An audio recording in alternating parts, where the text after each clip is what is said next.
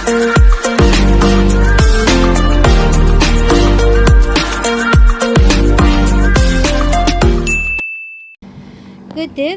evening mga palalap. Ayan, mayroon lang akong ipiliplex sa inyo kasi na may nagpabili sa akin ng kumot at inorderan ko sila doon sa pinag-orderan ko ng mga kumot. At yan, napakaganda itong kumot na ito kasi mga palalab, ito makikita nyo na wala siyang ilaw, pero kapag pinatay natin yung ilaw is mag-iilaw yan. Saglit, ipapakita ko sa inyo kung gaano kaganda yung ilaw niya.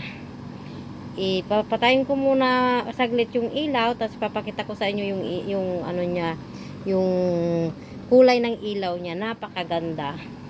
Para sa mga bata, maganda talaga yan sa mga bata. So ayan mga palalab, as you can see, ayan wala nang ilaw. So ayan ang ilaw niya. Yan. Yan ang ilaw ng isang kumot. Yan. Mayroon siyang ilaw. Yan. Maganda siya na ilaw. Ayan. Yung maliwanag. Ayan.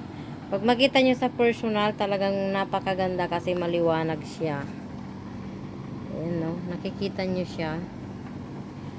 Kung mauunat lang sana is makikita talaga yung niya. Ano ba? Makikita yung talagang ganda ng ilaw niya.